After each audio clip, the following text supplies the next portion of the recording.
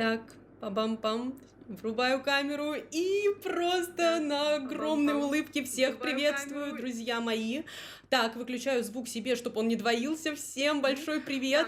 Напишите, пожалуйста, слышите ли вы меня, потому что, видите, платформа новая, нужно ко всему привыкнуть, нужно все понять. Ура! Все, я вижу, что вы меня слышите и пишите мне привет, привет! Все по-любому слышали, да? Эпическое произведение, эпический какой-то формат, эпический текст. Что такое эпос? Пишем, мои золотые.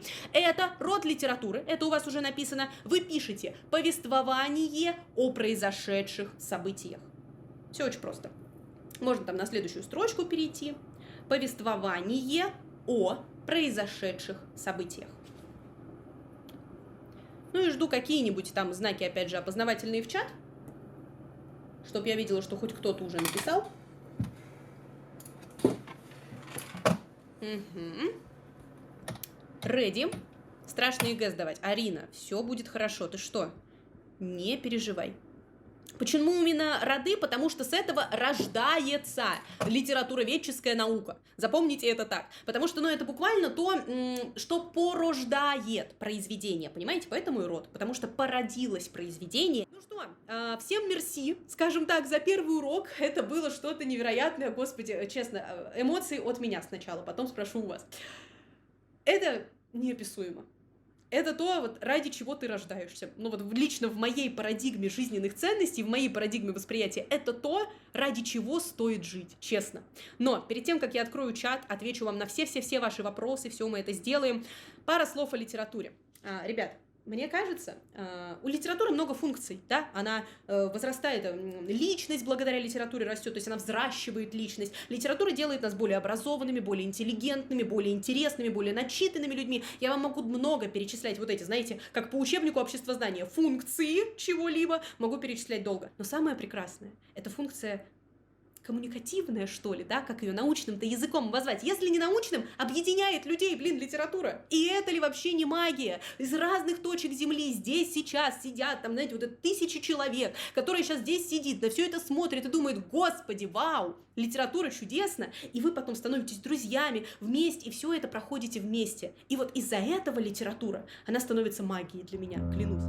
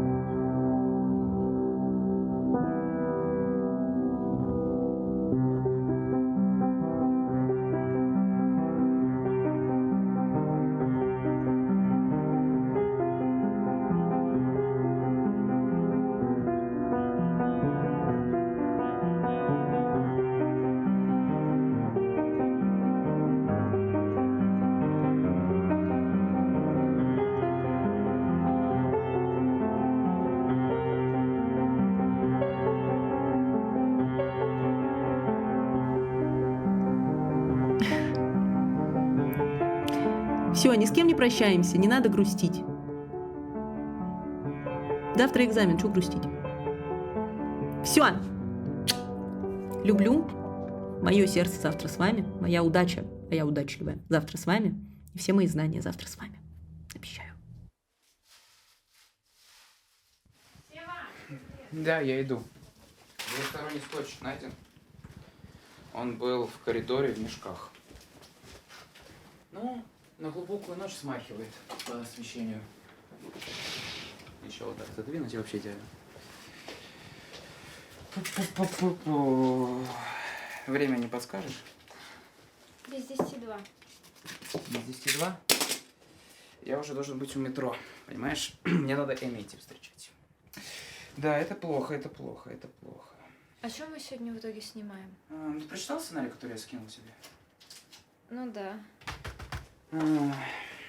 Концепцию стоит напомнить? Давай. Слушайте, ребят, а что если мы вместо того, чтобы подарить Юле на день рождения там цветы какие-то, подушки, возьмем, соберемся и снимем ей на день рождения полнометражный фильм? Вот. Как думаете? Значит, что у нас по концепции? Значит, все, кто учился у Юли на годовом курсе, попадают в книжные миры. По моей неосторожности, по неосторожности Леры, по неосторожности Алины. Но там все на мистике подвязано, как ты помнишь. И, следовательно, у нас там что происходит? У нас там в основном все сцены строятся по такой схеме, что у нас идет сцена, которая из какого-либо произведения, которое мы адаптируем, и потом мой авторский сюжет с воспоминаниями. У нас сегодня по сценарию, как ты помнишь, 30 страниц. Это с учетом моих воспоминаний. Мои воспоминания мы снимаем потом. Сегодня мы должны снять с Эми сцены здесь, сцены с Эми в коридоре, где ее воспоминания, и все на этом. У нас дедлайн 9 часов вечера сегодня, она позже не может. Мы в другой день ничего с ней не снимем, потому что она уезжает в Усинск из Москвы. То есть автобус у нее, или поезд у нее в 10 утра, поэтому у нас одна попытка. Максимально ответственно все делаем, максимально ответственно подходим. Надо мне пальто хотя бы померить. Я Родион Романович, Соня Мармеладова у нас будет исполнять Эми роль. Смотри, у Юли день рождения 3 августа. Вот этот наш фильм-подарок, она должна будет смотреть уже в кинотеатре 3 августа. То есть мы как сделаем? Мы снимем фильм, в Иркутске снимем кинотеатр, ей покажем вот этот наш полнометражный фильм. Скажем, что типа с днем рождения, все такое. Мне монтаж заканчивать 1 августа. Там очень много у нас визуальных эффектов. Нам все надо будет снять до 5 июля. То есть 16 июня до 5 июля снимаем. У нас по графику все хорошо будет, если мы не будем отклоняться.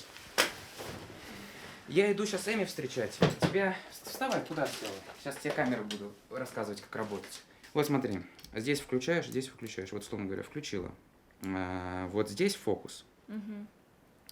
Фокус на РСТ. То есть главное, чтобы все было резко. Крутишь, смотришь. Кадр как-то мы вот 180 градусов ось. Вот ты как-то вот так ходишь. По-хорошему, но не выше вот этого уровня. Потому что дальше потолок можно засветить. Поняла. Я пошел Эми встречать. Я буду через минут 25-30. Было бы славно, если бы ты все убрала со стола. Вот этот весь беспорядок. Свечку не трогай. Я приду уже сами.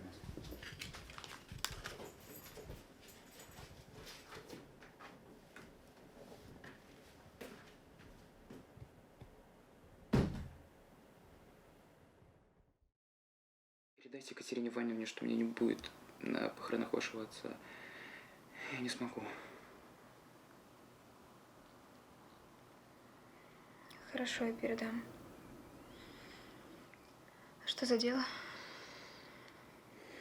Вы Елизавету Торговку знали? Знала, конечно. А вы?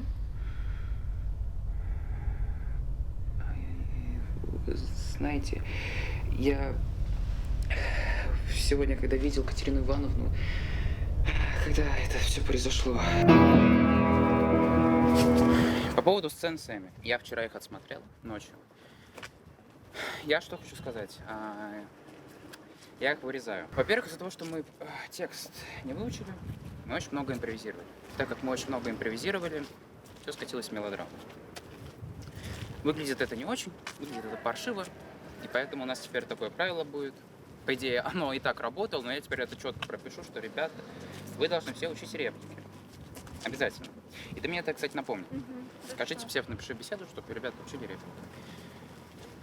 Потому что импровизация не всегда работает. Иногда она доводит до того, что приходится вырезать все. Поэтому учим теперь все реплики. А ты Эми уже сказал, что вырезаешь сцены с ней? Ну, я ей написал, мол, Эми, привет. А есть ли вероятность тебе еще раз приехать в Москву, переснять пару сцен? Она мне написала вряд ли. И, соответственно, мы даже это не переснимем. Про то, что я полностью вырезаю, я ей пока не решился написать. Я ей напишу как-нибудь потом. Да. Все это, конечно, очень тяжело, этот съемочный процесс. Вот так снимаешь 10 часов, а потом все вырезается. Значит, вы скольки вас отпустили? До 11. Алина, реплики ты выучила? Да. Яра, ты реплики выучила? Значит, теперь теперь рассказываю, как у нас сцена работает. Во-первых, у нас сейчас глубокая ночь. Вот прям глубокая, где-то час ночи. Нам, Саша, с тобой окно вот это доклеить нужно будет перед дублем. Хорошо. Напомнишь. Значит, это во-первых. Во-вторых, вы только что вдвоем пришли с кладбища. То есть вы зашли в Коломенское, вы случайно зашли на кладбище, и вы там, грубо говоря, соприкоснулись с нечистой силой. Это вот... у тебя колода карт на месте? Да. Это вот, смотрите, это вот... Вот вы были хотя бы раз, знаете, в таком максимально жутком, раздолбанном районе? В Балашихе была. Ну, вот Балаших, это тоже там какой-то район, представь, который прям жуткий максимально. Значит, вот теперь погружайтесь. Ночь. Вы идете вдвоем. И вдруг сзади слышите какие-то шаги. Какого-то незнакомца. Оборачиваетесь, там какой-то высокий мужчина. И вы, значит, начинаете ускоряться, потому что уже ночь, безлюдная улица, сзади какой-то мужик. Вы ускоряетесь, и он начинает за вами бежать. То есть он реально начинает сокращать дистанцию, остается буквально один шаг, и вы в последний момент просто влево бац, открываете дверь, заходите в подъезд, и вот вы только что, минуту назад пришли. Поняли? Погрузились? Вот. Значит, Саш, выставила? Да. С фоткой. Мы сейчас, потому что это я в прихожую возьму один из софтбоксов. Сейчас идем в прихожую, я вам там дам еще одну трактовку. Сфоткала? Да. Я, значит, утаскиваю этот софтбокс. Пойдемте. Мотор. Что это на нас? Вы кто? Стоп. Фальшивите. Фальшивите, ребят. Нужно больше просто погружаться, и все будет хорошо. Сев уже 9, мы не успеваем. Ну, уже 9 час. И что, 9 час? Нормально. Тут все очень долго. Кинематографическая среда, она вам не тиктоки снимать, это вам не 10 секунд постоять у камеры. Это надо выкладываться на максимум. Зачем так париться? Ну, потому что я не хочу, чтобы была посредственность, я хочу, чтобы было классное кино. Но это обычное поздравление учителя. И что? Если мы будем к нему относиться как к обычному поздравлению, это посмотрят люди и забудут. А более того, если мы еще, где-то допустим посредственность, скорее всего, кто-то из нас будет краснеть, когда это будет смотреть. Я вам больше скажу, краснеть будут все. Потому что из-за одной посредственности может рухнуть весь, отличный результат. Так что вкладываться надо на максимум. Нет, мы можем все-таки допустить какой-то косяк, мы же не профессиональные актеры. И что? Нет, ладно, хорошо, я признаю. Вы не профессиональные актеры. Относитесь к этому, я не знаю, поответственнее. Если будете к этому относиться, как мы сейчас выдадим посредственности, все, ни хрена не получится. Если будете настроены на отличный результат, все будет топчик. Понимаете? Нанял бы профессиональных актеров, раз не Обалдеть, разрешаешь нам если я косячить. профессиональных актеров возьму. Ну, я не Вы знаю, друзья у годовички, тебя вы есть? ученики Юли. Ну почему? Ну что она тебе сделает? Я Что? не могу, но мне правда домой надо. Вот пример. Пишешь сейчас матери. Я буду через час. Вырубаешь телефон, потом, когда она начнет с тебя спрашивать, говоришь, что была пробка, говоришь, что ты на автобус сел до метро, и все кирдык. И вот сейчас просто пишешь, включаешь резко. И скажу, тебе телефон сел. Вот. Вот так давай сделаем. Давай? Ладно. Отлично. А по поводу того, что вы непрофессиональные актеры, то, что вы так хотите посредственность. Да, я это все признаю, да, я признаю, что вряд ли вы рассчитывали на то, что будет такая жесть. Но тем не менее, если мы будем выкладываться, мы получим хотя бы что-то стоящее, понимаете, хотя бы чуть-чуть приблизимся к очень хорошему результату. Поэтому выкладываемся на максимум и работаем. Все, давай. Нормально все там по фокусу? Да. Ну давай, заново. Мотор. Просто я на эмоциях, на нервах, понимаешь? Давай здесь сядем, и я тогда более конкретно скажу, где мы снимаем. Ты отсмотрел материал, который мы сняли вчера? Материал? Ну, нет. Я объясню почему. Я просто пришел к выводу, что я не буду осматривать материал до конца съемок. Я посмотрел сцены с Эми, они тогда получились неплохие, ну, до того, как я их посмотрел, я так думал. А вот если я посмотрю сцены с Алиной и Лерой и разочаруюсь, тоже мы их уже не переснимем, потому что из графика появился. Но сцены с Эми я точно не оставлю, я уж не позволю. Ну, чтобы ты понимал, это как с результатами ЕГЭ. Они когда приходили, все типа паниковали. Господи, что у меня? Вот это чувство неизвестности всех пугало. Меня нет, в принципе. Значит, ты типа и не разочарован, и в то же время не рад. Ну, так сказать, просто неизвестность, она не такая уж и плохая штука, как они говорят. Ну, как думаешь? Не знаю, я целый день очень сильно переживала. По поводу результата? Ну да. У меня прям был какой-то очень жесткий стресс целый день. То есть даже похуже, чем тогда, когда у нас сам экзамен был. Но это просто, вот знаешь, есть какой-то идеал, к которому ты всегда стремишься, очень долго стремишься.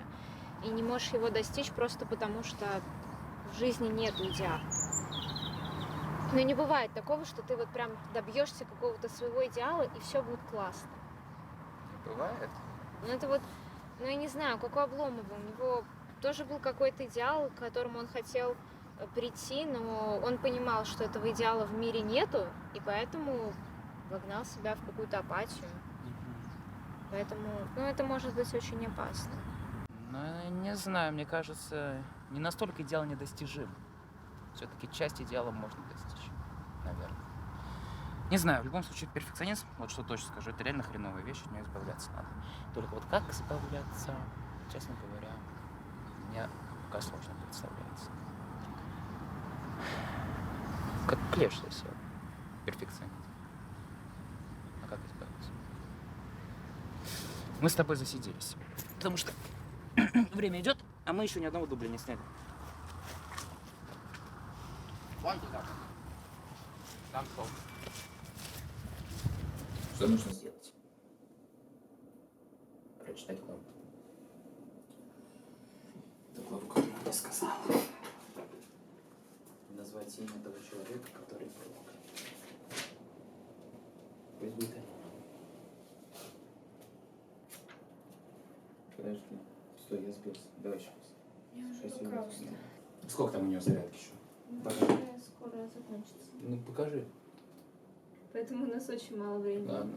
Сейчас ускоримся. Мотор. Так. Что нужно сделать? А что он сказал? Подожди. Читать эту главу, которую он сказал. Фу! Мотор. Так. Что нужно сделать? Прочитать. Да твою, это что за херня? Мотор. Так. Да. Давай еще раз сразу. Так. Что нужно сделать? Прочитать главу. Нет, пауза лишняя. Давай еще раз. Мотор. Прочитать главу. Ту главу, которую он сказал. И назвать имя того человека, который проклят. Спаси, Господи, помилуй святейшего родителей моих. Перерыв. Я не могу сконцентрироваться, понимаешь, в этом проблема главная. Я из-за того, что не могу сконцентрироваться, все идет через одно место. Наверное, не знаю, может это из-за стресса. Пытаюсь расслабиться, ни хрена не получается.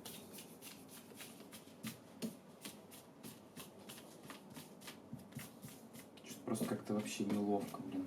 Типа я не могу снять сцену, знаешь, как она идет? Ну, секунд 5, типа 10, ладно, 15, окей. Не могу снять 15-секундную сцену, блин, с одного дубля. Сколько мы дублей сделали уже? Ну, дублей 30. Блин, вот вообще не знаю, может еще из-за этого. Что нервничаю еще?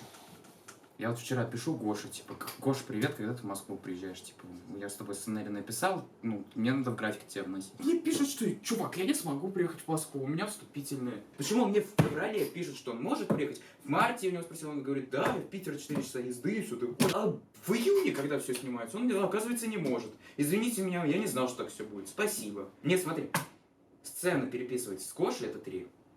Сцены сами. 1, 2, 3. 3 сцены, 6 сцен, пол сценария переписывать. И это опять всю комнату перефигачу, и только уже, блин, комната старухи-процентщицы будет. Когда мне это все делать, я не знаю. Мне еще реплики свечить, мне что...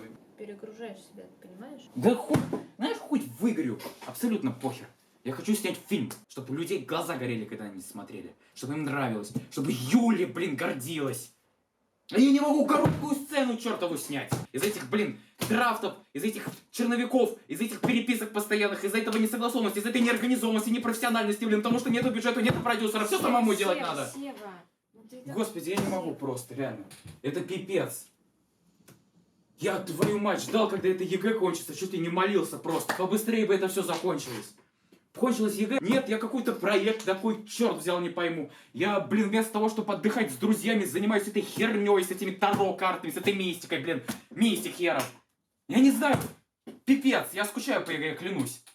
Хоть оно месяц назад закончится, я уже начал скучать. Я уже скучаю, блин, по годовому курсу, я уже скучаю по этой атмосфере, блин, по всему вот этому хорошему, что было. Я уже скучаю. Когда у меня был путь, когда у меня была цель, теперь ни пути, ни цели, ни хрена нету, все сам делай. А я не знаю, что сам делать, у меня неизвестность одна сплошная перед глазами. Ну, так часто очень бывает. Я тоже скучаю по этой атмосфере, по ощущению безопасности, по Юле, по всем.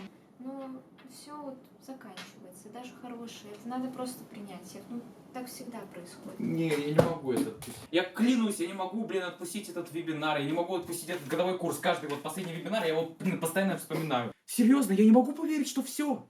Нет, а вообще, правда. С чего вообще люди взяли, что что-то заканчивается? Я не понимаю. Меня бесит фраза, когда говорят, что всему приходит конец. Ну серьезно, она меня очень бесит. Потому что, блин, ну у всех нас есть душа. Вот я в это верю, я прям на 100% в это верю. Ну хоть убей меня. Я в это верю.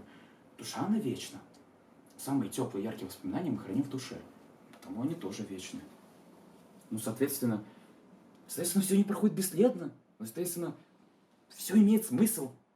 И все как бы стоит на свои места, все как-то хорошо становится. Тут потом говорят, все, в жизни приходит конец. И какой-то хаос. А в чем смысл вообще?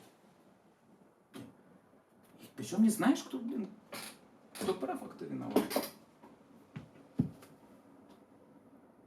Я вот не столь боюсь даже, знаешь, одиночества, сколько того, чтобы не оставить после себя след.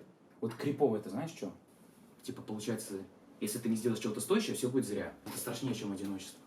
Потому что, считай, тебя ты был, и считай, тебя не было. Знаешь, вот пытаюсь что-то сделать стоящее, а у меня ни хрена не выходит. Я не могу снять 15-секундную сцену, и я не могу даже людей собрать. Это ж забавно очень, знаешь. Потому что я пойду хлебну чуть кофе для бодрости, знаешь. Я буду смотреть интервью Юли. У меня знаешь, какая есть идея? Вот у нас там есть вот сцена с Настей и сцена с Сири. Я думаю, вот в эту сцену с Настей, которую я вот писать буду сегодня, вставить отсылку на одну из реплик, которую Юля сказала в интервью. Вот это крутая, да, идея. Но это надо порыскать, это надо интервью прям полностью пересматривать, что-то классное найти. Ну, в общем, да, такая идея. Классно. Ну, удачи тебе тогда. Спасибо. Давай, только спать не забывай. Ну, давай, да. Спать, конечно, а когда не спать? Когда мы не спали? Спать не. Ладно. Давай. Сцена, значит, возьму. Вырежу сцену, потому что я тоже вырежу. И да, вот два окна. Два окна остается. То есть два окна. Закрою эти два окна. Все. Зачем просто переписать сцены? Я успеваю снять этот фильм. Я его успеваю снять. Значит, я сниму этот фильм. Я сниму этот фильм.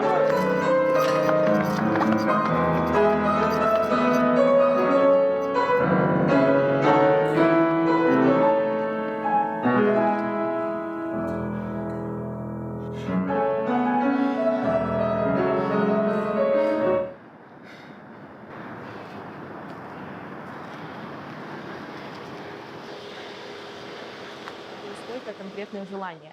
Потом оно немножко ушло в сторону, потому что в жизни появился театр. Очень так внезапно тоже я пошла просто играть в театральную студию, а потом так случилось, что это все переросло во что-то большее. Я стала играть в разных спектаклях, разные читки, разные крутые режиссеры к нам приезжали. Это тоже было все очень приятно. И, конечно же, вот этот дух какого-то романтизма во мне, бунтарства, он как бы повернул меня в сторону актерства. Хотела я быть актрисой, был такой период в моей жизни, но потом я поняла, что во мне просто недостаточно таланта. И это такая очень банальная мысль, но она очень верная, очень правильная, потому что ее нужно просто принять в тот момент, пока ты еще не связал с этим жизнь.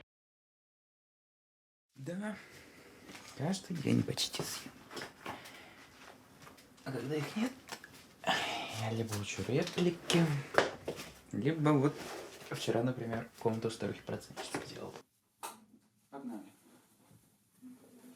Значит, тут аккуратно проходишь, иначе на тебя долбанется эта махина.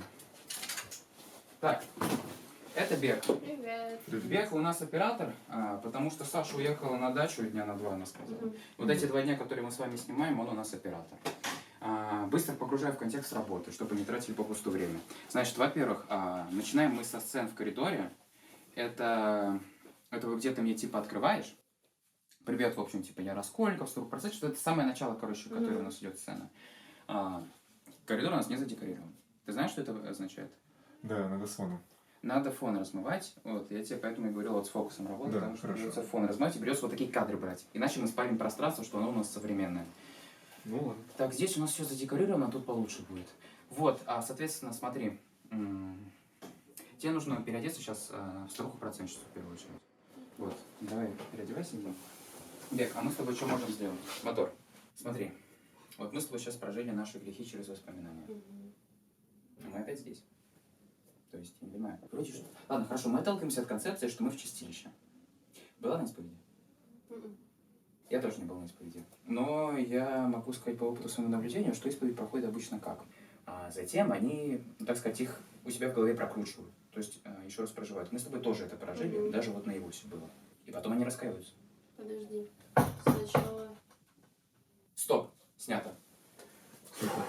Димейчики. Так, смотрите, что мы сейчас делаем. Давай. У вас есть 10 минут перерыва, потому что я сейчас буду прогонять сцены с Настей. Нам надо прогнать пару реплик. Угу.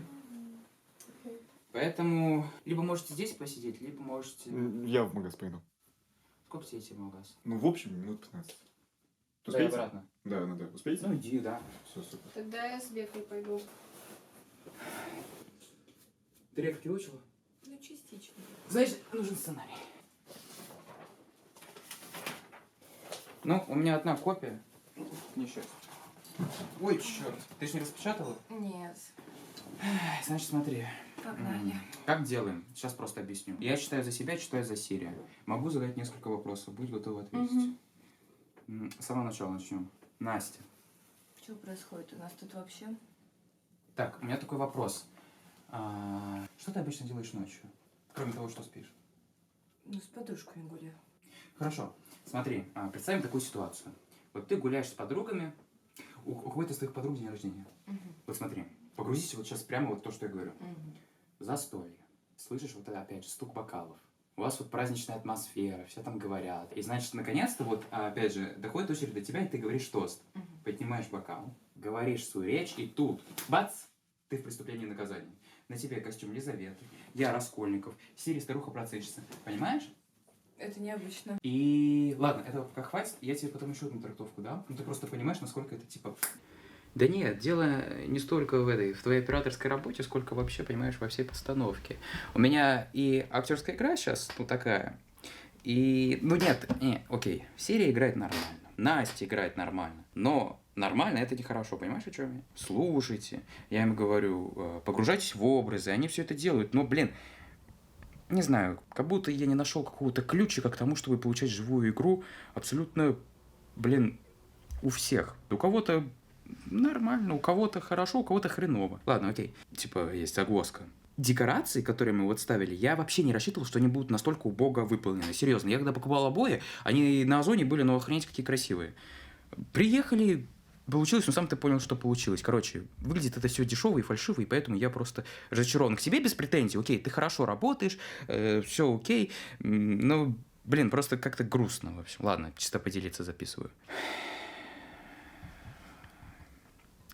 Злат, смотри, привет. Я тебе напоминаю, что у нас съемки через 4 дня. Тебе нужно будет раздобыть где-то плащ, черный желательно, и одеть что-то на себя такое легкое. Мне вот повеселее будет. Мне вот надо будет, конечно, с дядей цилиндр искать ему, чтобы он этого на Азазела смахивал. Окей. С Алиной и дядей, кстати, я договорился, да, поэтому у нас через 4 дня съемки ночью у Москвы-реки, как все и должно было быть, как и все планировалось. Короче, жду тебя в Москве. Смотри. Мы вчера снимали сцены в интерьере. Это, то есть, отрывок с преступлением и наказания и мой авторский сюжет. Помнишь, мы там говорили типа про грехи, про воспоминания? Вот это вот мы сейчас снимаем визуально. Вот. Бег! Ты... Просто убежала как-то? Ты скажи, пожалуйста, у нас все нормально в плане перецвета? Да, все шикарно вообще. Слава богу. Ты свободна. Я еще нужна буду? У нас еще, смотри, у нас планируется пока что финальный клип. Но я еще не знаю, точно ли я буду его снимать. Бег, купи воду, пожалуйста. Какой клип? Не бери в голову, ты его не будешь смотреть. Пока-пока. Ой, господи. Так, садись. Сейчас реплики будешь повторять. Сколько ты не выучила сегодня? Ну, немножко. Ну ладно, да. Давай. Как будешь готова, скажешь, у нас пока перерыв. Пока Бека за водой сгоняет. А тебе много вообще еще снимать осталось? Много. Мне, знаешь, ну, сцен 15 наберется. Я, наверное, вообще продлю вот график наших съемок до числа 12 июля где-то, потому что мы вообще ни хрена не успеваем, короче. Монтировать тебе это все еще потом, да? О, и не говори. Ну или оценят в твоей стороне.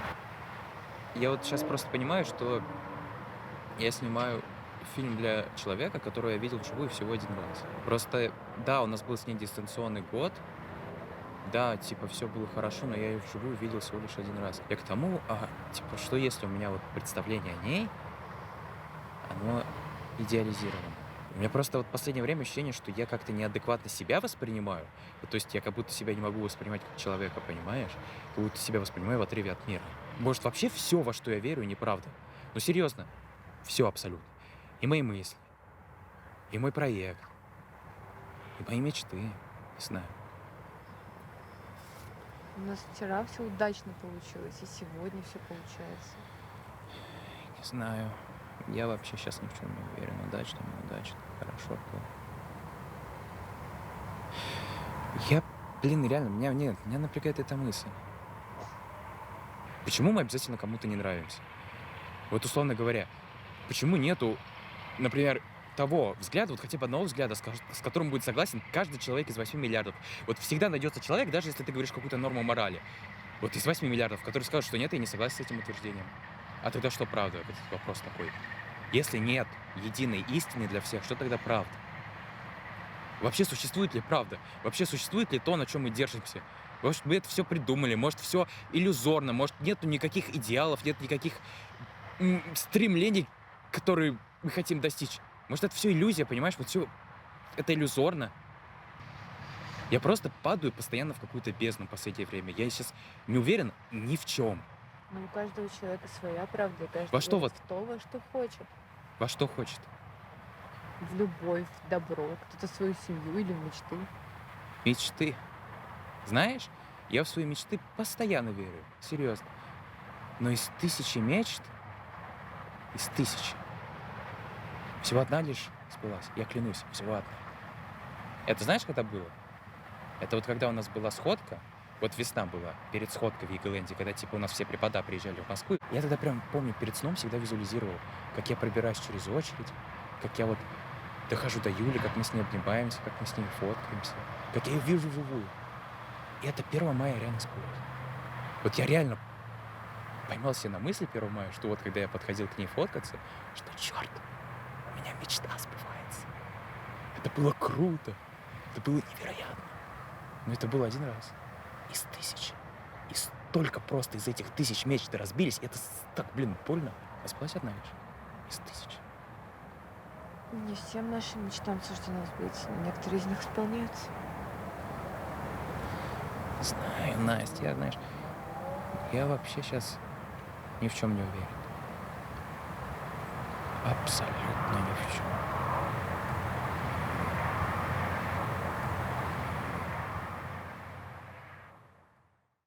А вот сцена сначала с монологом Катерины. Это сюжет пьесы Островского. Очень важно, чтобы там мы не отходили от оригинала. Потом склейка. Как тебе типа возвращать в сознание? Но я, как опять же говорил, как у нас вообще все построен весь фильм. Ты потом возвращаешься в свое сознание, ты перемещаешься в себя. То есть до этого сейчас ты Катерина. В сцене, где там написан типа черный и белый экран, начиная с этого момента, что в сценарии написано. А с этого момента ты уже Маша. То есть это сложно будет сыграть, но мы тоже разберемся. Ты Маша, и ты вот эти все реплики, ты их говоришь сама себе. То есть ты находишься в каком-то непонятном пространстве, ты не помнишь, что было до, тебя просто вбивает. Честно, я ничего не поняла. 71-я сцена, 72-я сцена, 73-я сцена. Вот это мы сейчас снимаем. Понимаешь, что я это не выучила? Почему ты это не выучила? Я писал в группе 2 недели назад, что реплики нужно учить.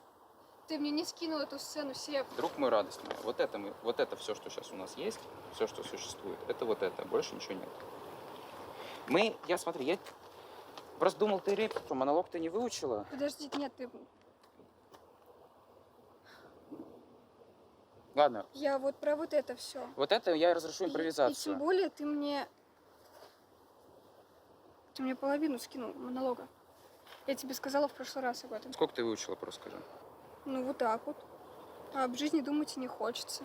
Ну давай это снимем, потом склейку сделаю на небо, дам перерыв, ты доучишь, и потом по импровизации пойдем. Там текст, блин, фига.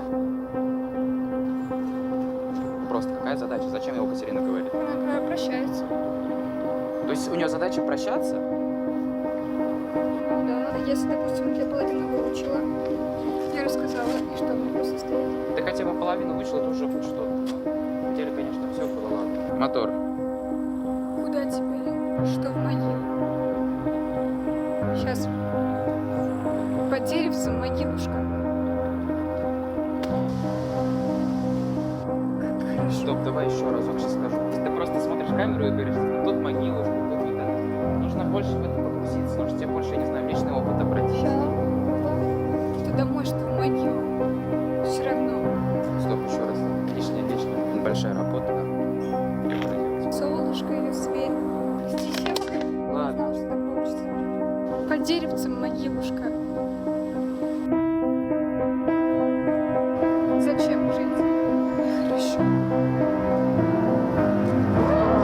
Хреново пошло, тебе сразу скажу. Ты должна захотеть умереть. Что? Ах, умереть. А если... Еще раз, я вообще пауз много вот этих моментов заминок. Да что поют, не разберешь. А поймают меня, это привал... насильно. Ах, скорее, скорее! Стоп, еще раз. Вначале было хорошо, в конце чуть это подсдала. Скорее! Стоп, стоп. Нет, это значит, я как будто сейчас пришел в театр дешевый и смотрю вот это выступление на муниципальном шоу. Не верю. Стоп, нет. Сколько ты в театре? Все, я уже полгода как не играю. И то есть ты ни хрена не помнишь? Я на тебя сделал огромную ставку. Я, то есть, подумал, мы это вообще все за 3 часа снимем на самом деле. Я просто рассчитывал на тебя, понимаешь? Потому что игра хренового человека, который поступает в театральный, который в театре сколько? 2-3 года. Ты актриса. Давай, Я ладно. не актриса, Сев, ты понимаешь, это я не заканчивала театральный институт. Это театр, блин, ну это маленький кружок. У тебя были театральные постановления, у тебя была куча режиссеров. Они же тебе, наверное, у тебя же какой-то опыт есть. У меня он очень маленький, Сев. Нет, ну за этот опыт. Я не играла. Да, ты не играл Катерину, у тебя вроде должен был быть монолог, где суицид, я не знаю, где самоубийство человек хочет сделать. Что, давай еще раз. Стены мне противны. Опять поют что-то. Стоп, вот здесь плохо, а до этого все неплохо. Вот опять поют что-то, как будто слишком резкий переход. То есть опять поют что-то. Надо больше, вот знаешь, тебе какой-то вот триггер. Вот ты до этого, насколько помню, вот просто на пение птицы, типа опять поют что-то, это типа пока вот это включится. А здесь это просто Скорее! Скорее! Радость моя! какой-то образ я. Больше вот ты на образ мой радость моя. Да, это твой сейчас. Это все сон. Стоп. Ладно, хрен с ним, давай это оставим. Ну, в смысле хрен, если не нравится, так и скажи. Возьми какое-то воспоминание, которое вот наиболее близко было к тому, что ты стал, я не знаю, может, какая-то подруга как-то, ну, что вы почти делать сюрприз. Может быть, у тебя был такой момент, ты просто Эй, есть здесь кто? неплохо, теперь давай снимем детали. Как ты сейчас теперь платье. Мотор, его щупаешь, надо снять. Помнишь, когда ты провела рукой? Так где я? Давай дальше. Так. Здесь время. Подожди, здесь время остановилось? Ну, что Господи, что здесь происходит? Стоп, ну нормально. Но почему я здесь? Нет, только не это, пожалуйста, Господи, верните меня назад! Господи, что происходит? Стоп, очень классно. Оставляем. Что это такое? Какое поздравление, это посмотрят люди и забудут. А более того, если мы еще, где-то так пустим посредственно, скорее всего, кто-то из нас будет краснеть, когда это будет смотреть. Я вам больше скажу, краснеть будут все. Потому что из-за одной посредственности может рухнуть весь, отличный результат. Так что вкладываться надо на максимум. Нет, ну может все-таки допустить какой-то косяк, нужны профессиональные актеры. Да? Давай еще раз пробуем. Ну, Катерина так же. Она видела все в таких же тонах, но это неправда. Но ведь это все не работает. Нужно не сдаваться, искать счастье в мелочах и хвататься за это. Ведь правда? Ну, нормально. Да, пойдет. Ну, Точно нормально. сейчас. Да, ну, я думаю, оставим, потому что, в принципе, основная мысль. Да, оставим.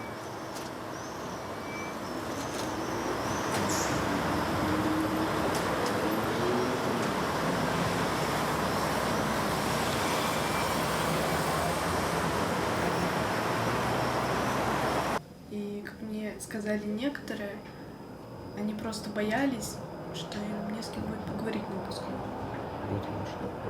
На самом деле мне жалко этих людей, которые во время всеобщего веселья стоят в сторонке одни.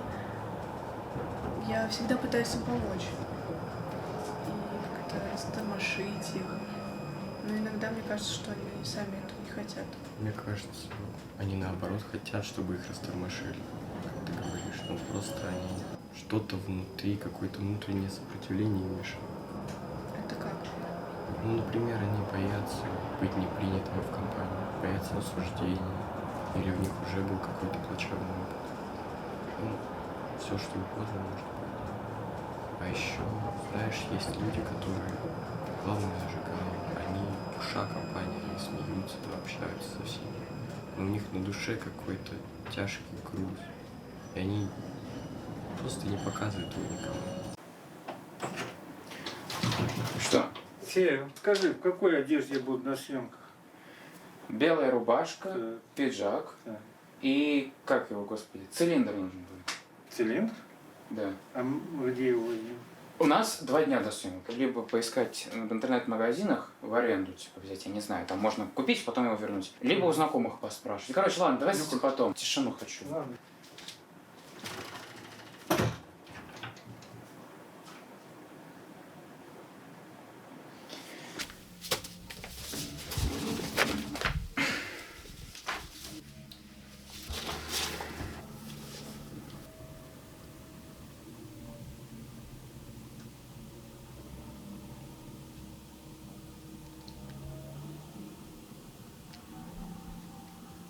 Злат, подожди, а в смысле ты не сможешь приехать? Ты мне просто это, ну, пишешь со 2 дня, как бы, типа, а что случилось? Не знаю, я как бы уже там, тут просто у меня с тобой сцен там сколько? Ну, 20 страниц, я их просто уже не перепишу, понимаешь? То тебе надо приехать прям обязательно. Не, ну просто там если какая-то проблема, я не знаю, в денежном плане, может быть, я могу там, я не знаю, может быть, из своих накоплений там скинуть, сколько билеты там стоить будут с этого, с Барнаула. Скажешь мне там, пришлю. Я просто типа...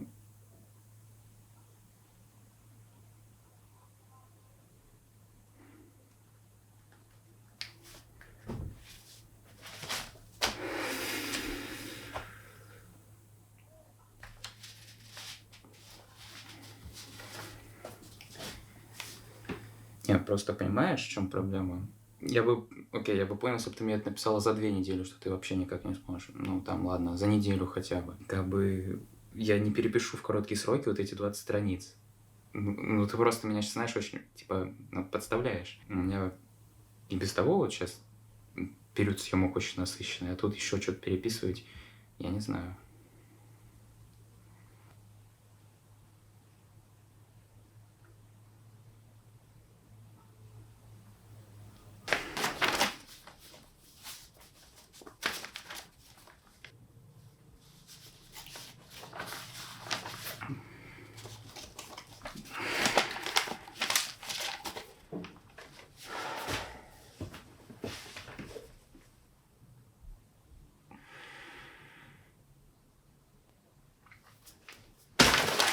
Сука!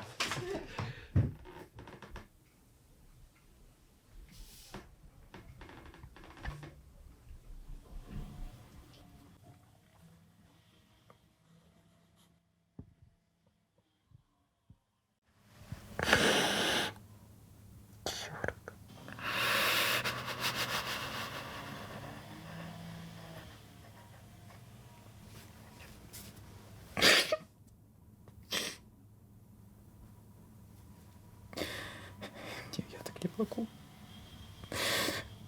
Это конец.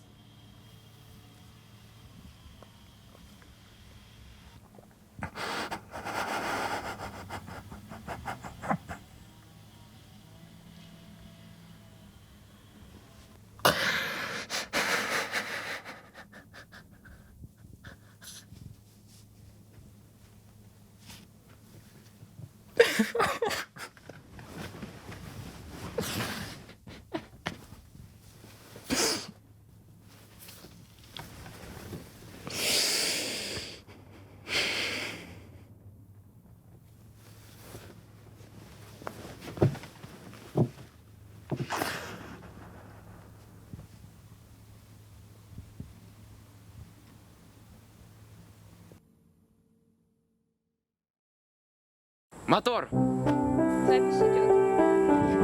Ты слышал, что сегодня будет?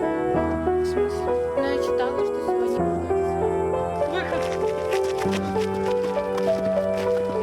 Стоп! Все, сегодня снято. Мы идем хорошо по графику. Все успеваем, все как планировали. Итак, сегодня нам нужно снять 11 страниц сценария. За работу! Ой. В общем, мы снимаем сейчас вот эти 11 страниц. Так. Ну, типа того. Когда мы финальный клип снимать будем? Стоп. Повыше камеру. Повыше.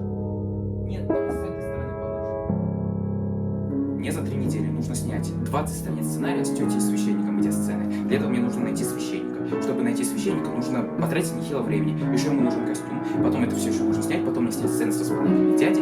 Потом мне еще нужно будет снять финальный клип. И еще это все записать. Там еще пару сцен надо будет доснять. Потом это все еще мне монтировать. Чтобы это монтировать, нужно добрать материал. Материал отбирать это где-то дней 5, потому что вот там дофигища. Потом мне монтировать 1,5-часовой фильм прямо абсолютно с нуля. И все это нужно сделать за 3 недели.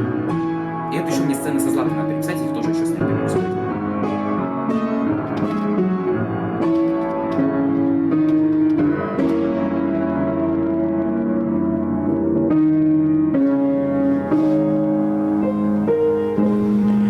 Я не успел, ребят.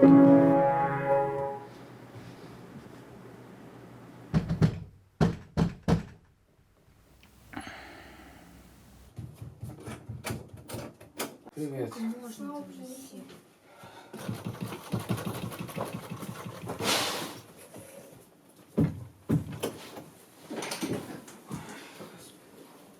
Садитесь, Саша, ты на диване. Что Давай. случилось? Сейчас расскажу, только Правильно. только проснулся.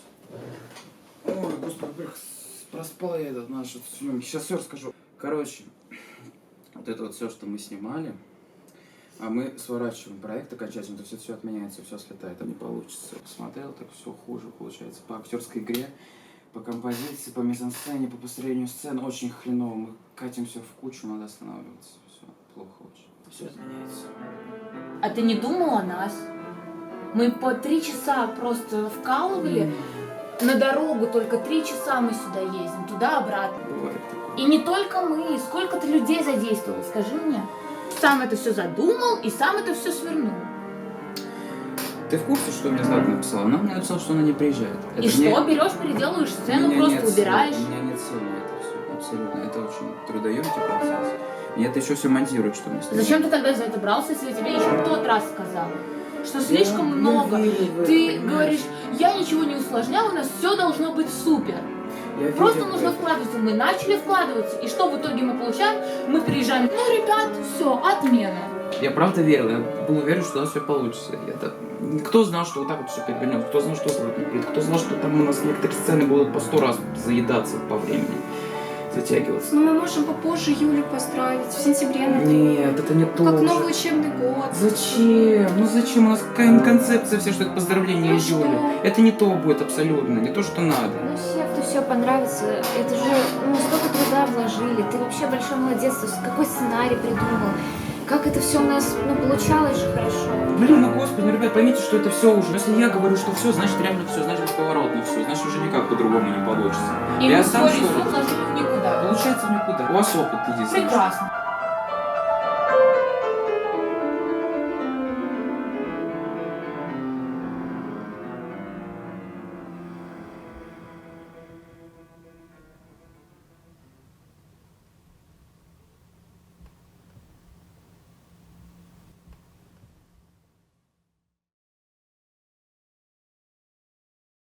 Что в итоге снимаем? Фильм про Юлю. Про Юлю? Да. О, Маша будет в роли Юли.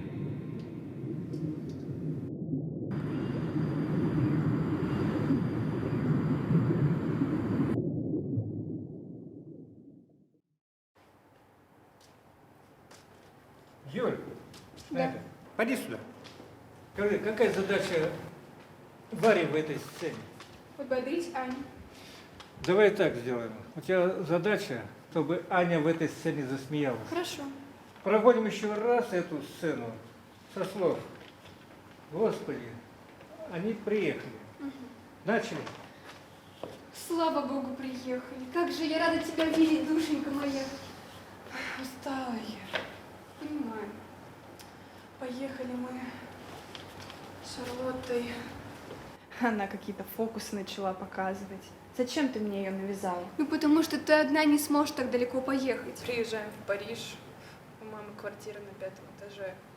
А там какие-то французы, дамы, лакеи. Накурено, неуютно. И так маму сразу жаль стало.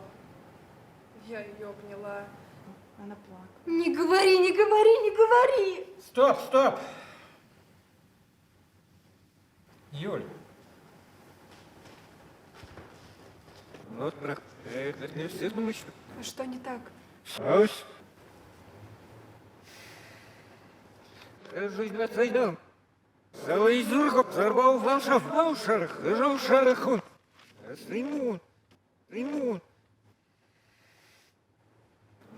Милана. Ура. Может быть, ты что-то не понимаешь? Не знаю. Что не так?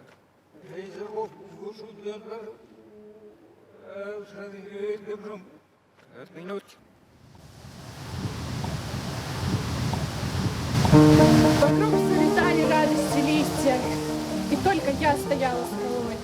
Меня окружали все черные кисти, крася меня терпкой и вязкой смолой.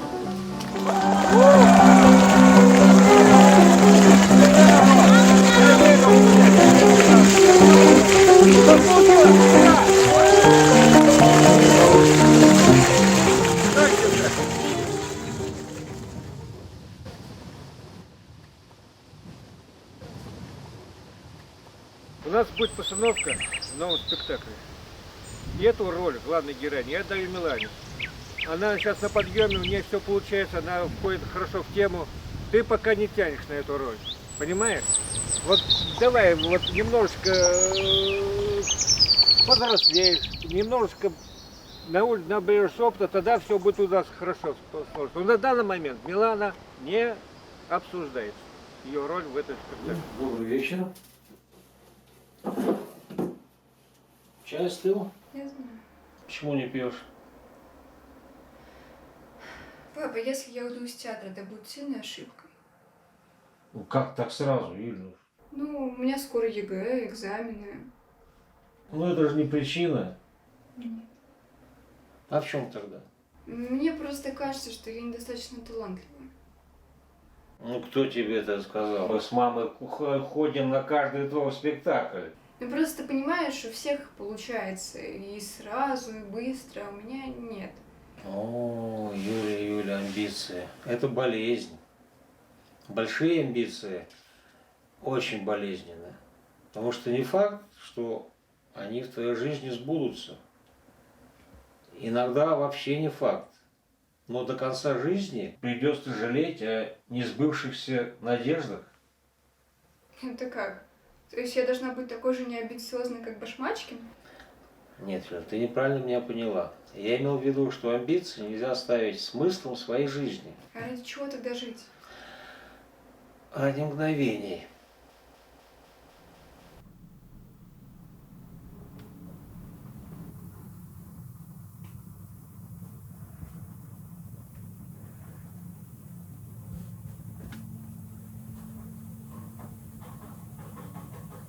Четко запомнил. Победа над польскими интервентами и интервентами. Он мне говорит потом, я записал победу над польскими интровертами. Обалдеть. Чувак влип. Я не понимаю, как можно быть таким... Ну, чувак влип. Он потерял баллы за это. Ну да, это, конечно, обидно. Это вот у нас там Ариша написала, когда вот сочинение было, не Лев Толстой, а Толстовка 2 раза. Она потеряла 2 балла просто. То есть 12 баллов вторичных. У нее-то 9 в жизни. Это капец, мне ее так жалко было. Ну да. Ну у тебя как дела вообще? Ну, знаешь, так себе, честно говоря. Потому что проект слетел. Ну, ты же понял? Я тебя почему сегодня пригласил? Потому что у меня окончательно вот этих, так сказать, слетел фильм. Полностью? Полностью. То есть, знаешь, это вот то самое, когда ты вот изо всех сил корячишься, пытаешься что-то сделать, а у тебя, блин, вот график настолько вот плотный, что тебе нельзя прямо от него отклоняться. И тебе тут за 2 дня человек пишет, что я не смогу приехать в Москву. И ты, когда у тебя, блин, 3 сцены написано, ты просто в ахере сидишь такой, и что мне делать? И это очень, блин, это очень, знаешь, очень стресса много, и я, походу, просто вообще сгорел от этого всего. И поэтому, да, поэтому я сейчас от этого ушел. Я вот думаю вообще, знаешь, над тем, чтобы поступать на учителя по литературе. Да ты шутишь, не. А Серьезно? почему бы и нет? Смотри, во-первых, это литература, это просто охренеть какой многосторонний, романтический, необычно красивый предмет. Ну, конечно. И это знаешь, и вот причем вот быть учителем таким, чтобы вести не просто какие-то там скучные лекции, как профессора в универе, а как-то заряжать, то есть вызывать у них интерес, вызывать у них искру какую-то, чтобы было интересно, заряжать их. И потом, знаешь что? А потом вот набрать авторитета, войти там, я не знаю, в топ каких-то там лучших учителей по литературе, дойти до комиссии по разработке ЕГЭ, и потом просто протащить идею, чтобы сделать экзамен как можно более объективным. Максимально сделать, вот убрать вот эти придирки тупые к ошибкам, убрать вот это вот стремление всех сделать перфекционистами и сделать больше творчества. А может быть потом еще дальше пойти и вообще, знаешь, сделать революцию и повлиять на то, чтобы ЕГЭ отменили конкретно. Вот прям реально повлиять как-то, там, протаскивать идею. Ну, по масштабу тебе Наполеонский. Ну а что бы и нет, знаешь. Не попробуешь, не поймешь, вдруг прокатит. У меня же есть харизма. Почему бы и не попробовать от этого оттолкнуться? А режиссура твоя что? Знаешь что? Профессия это очень нестабильная. Ну, да. Боюсь вот этой громадной нагрузки. Это иногда у тебя просто такой стресс, ощущение, как будто сейчас волосы выпадут. Почему литература интереснее, вот, преподавание литературы? Потому что там есть программа. А где есть программа, есть стабильность. Следовательно, где есть стабильность, там более все спокойно. Безусловно, есть стресс, безусловно, есть ЕГЭ. Но спокойнее. Думаешь, нагрузка меньше? Мне так не кажется, честно. Не прям в разы меньше. Но просто по сравнению с режиссурой, наверное, чуть будет потише. Ну, надеюсь, у тебя будет.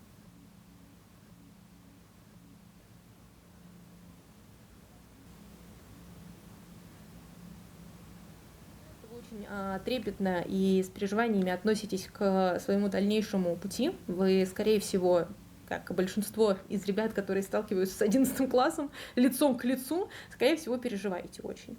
Переживаете о том, что будет с вами дальше. Есть, конечно, некоторые очень редкие индивидуумы, уверенные в том, что они выбрали абсолютно правильный путь, и у них все будет обязательно хорошо, но зачастую большинство, конечно, немножечко не понимает, куда именно оно идет, и что именно оно делает, и как именно будет дальше проходить их жизнь. И, честно сказать, я к этому большинству очень активно принадлежу. Точнее, принадлежала в 11 классе, потому что я вам об этом рассказывала, я была увлечена театром. Я очень была увлечена театром, и я даже думала, что я поступлю на актрису и стану актрисой. У меня были, скажем так, подвязки в хороших вузах, куда можно было поступить.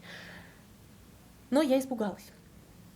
Я не поступила на актрису по-хорошему, потому что очень испугалась. Я испугалась, что гениальной актрисой я стать не смогу, а быть посредственностью и среднестатистической актрисой среднестатистического театра я, к сожалению, в силу своей гордыни непомерной, и это во мне есть, я была не готова. Поэтому я решила, что пусть я лучше стану хорошим учителем, потому что быть хорошим учителем я точно знала, что у меня получится. И я выбрала этот путь. Я выбрала этот путь, и первые 2 года жизни на филфаке я каждый вечер переживала страшнейшие панические атаки. Панические атаки приходят в нашу жизнь по одной простой причине. Они пытаются призвать нас, показать, что что-то в нашей жизни идет не так.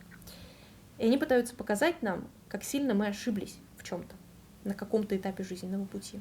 Им не нравится эта жизнь, и панические атаки приходят, чтобы показать, что мозг бунтует. Каждый вечер я сталкивалась с паническими атаками. Каждое утро в 8 утра я плелась на первую пару к 8:30, сидела 5 пар, кое-как приходила домой, делала домашку и падала. Без силы опять сталкивалась с паническими атаками. Все мое естество бунтовало против выбранного педагогического пути, но разумом я все равно понимала, что я иду правильный путь. Просто я очаровалась романтикой актерской профессии. И на самом деле панические атаки из моей жизни ушли. Я долго работала с психологом, с психиатром, пила антидепрессанты. Но они ушли, когда я пришла в первый год работать в Еголенд. Потому что тогда я столкнулась с ребятами, которым я очень помогаю. А в этом году вас сильно больше у меня. Я столкнулась с очень большим количеством ребят, которым я очень сильно помогаю. И, как оказалось, я хотела быть не актрисой. Я хотела дарить помощь или какое-то осознание людям. И просто мне, по моей детской наивности, когда-то казалось, что это связано именно с театром. И сейчас я понимаю, что это не связано с театром. Это не важно, с чем связано. Главное просто дарить. И именно благодаря вам в этом году я счастливый человек. Поэтому каждый раз, когда я говорю вам, что... А не увлекся ли я романтикой преподавания? Ведь на деле все может оказаться не так, как я себе представляю. Во всех профессиях есть свои взлеты и свои падения. А буду ли я счастлив, если буду учителем? Ведь режиссура — это все.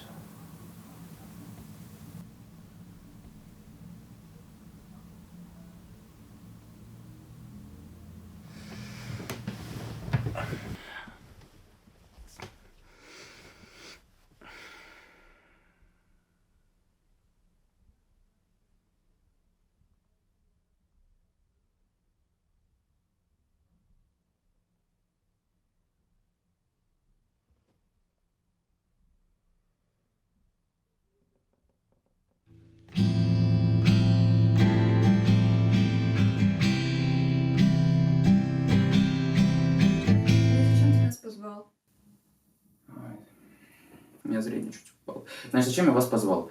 Какая, в общем, у меня есть идея? До дня рождения Юли около 3 недель остается. Фильм мы уже никак не снимем, без вариантов. Ну, я уже про это тоже сказал. Но помните, я говорил, что у нас, по идее, в фильме финальная сцена самая будет клип. Да. А что если мы снимем чисто клип и вот покажем его Юле вот в качестве поздравления с песней, вот как мы собирались? Ну вот, условно говоря, когда вот у нас приезжает Лена? Вроде через 2 дня. Ну, вроде через 2 дня. Вот она приезжает через 2 дня, у нее очень хороший голос. Вот может петь в клипе она, может ты, Маша, попеть, ты, Саша, тоже можете попеть. И будет вот такой типа квартет. Потом мне его смонтировать, и это вообще все в спокойном темпе. Ну и покажем ей, будет прикольненько, так атмосферненько, с душой. А я что делать буду? Ну, ты знаешь, вот у нас еще там будет массовка, там как раз будешь ты, там как раз будет, ну кто еще приедет к нам, с середины июля будет. Ну это нормально, что мы 1,5 месяца снимали фильм, оставляем только клип.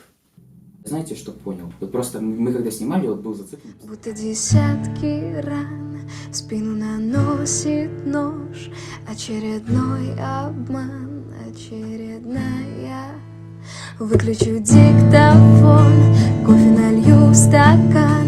Между тобой и мной будто десятки стран, будто десятки ран в спину наносит нож. Очередной обман, очередная ложь.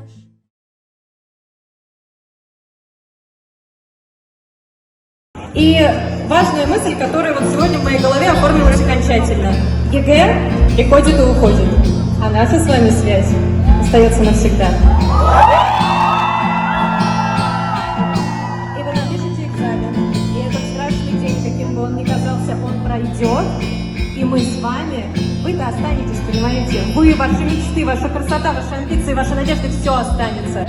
И Еголенд вас всегда поддержит, абсолютно всегда. И я рада, что мы такая семья. Сияйте. Ваша семья всегда с вами.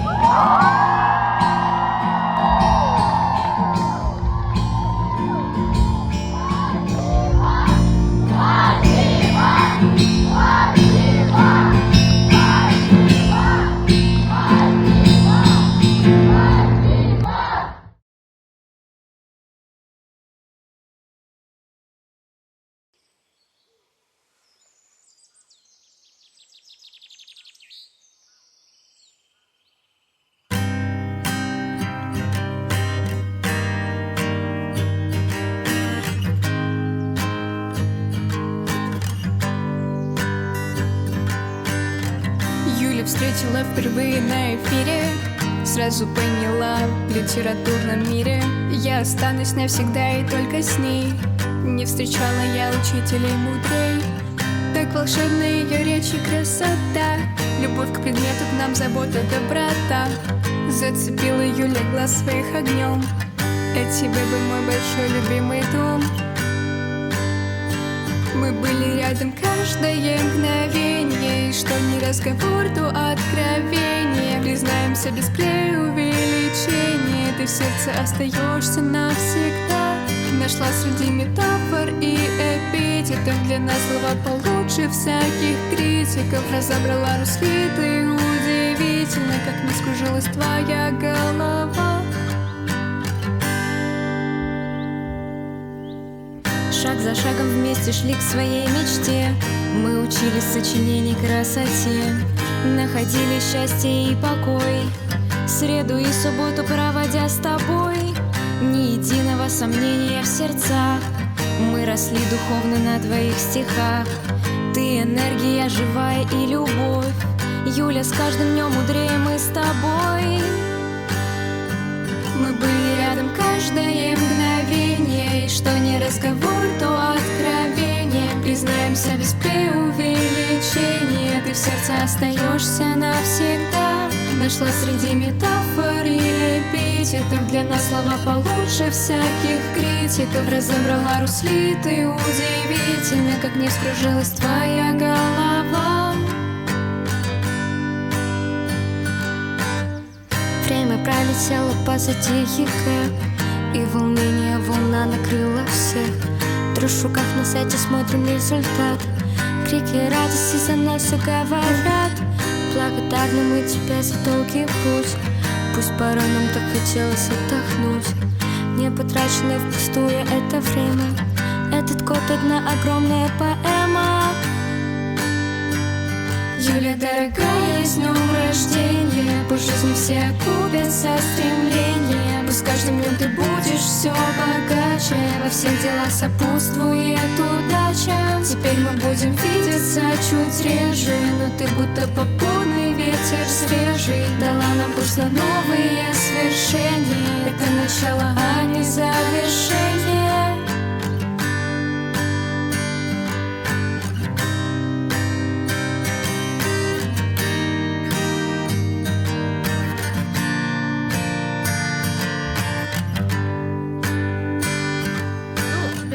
Это, знаете, тоже такой философский вопрос, потому что если нет тьмы, значит нет понятия свет.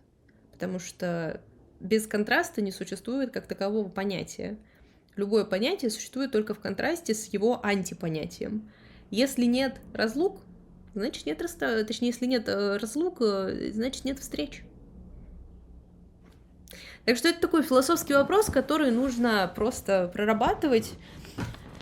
Поэтому это же альбом 2517 последний называется «Радость встреч и расставаний». Потому что радость расставания, она тоже своеобразная.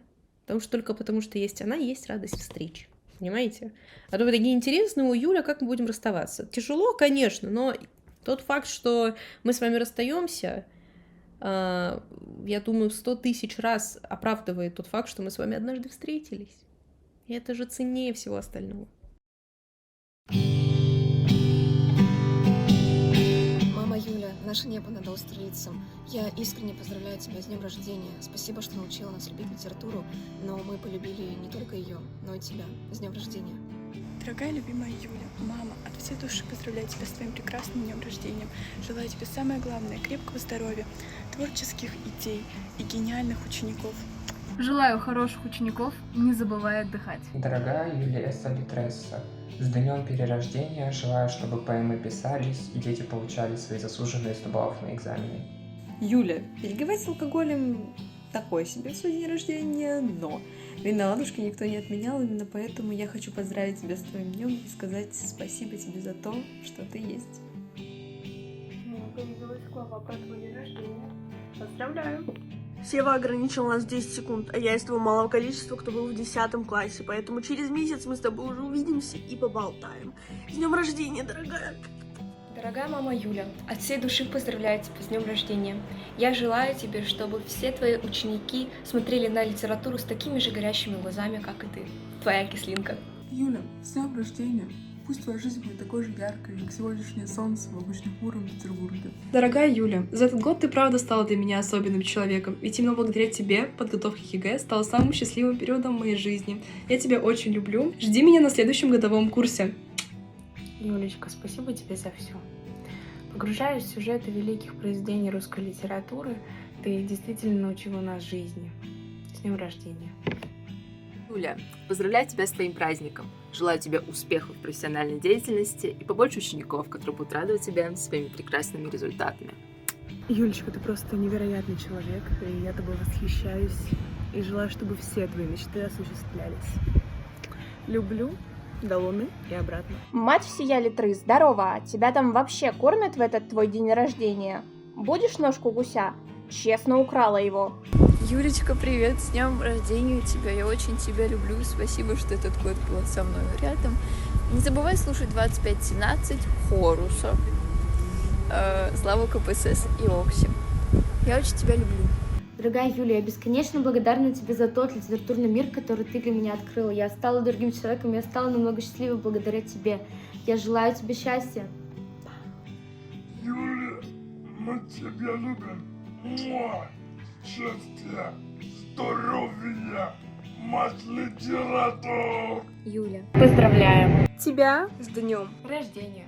Мы тебя любим. Мама, я без тебя всегда скучаю. Мама, с днем рождения поздравляю всю Юлю. Будь счастлив, я тебя люблю с днем рождения. И помни, что ты Rockstar Popstar.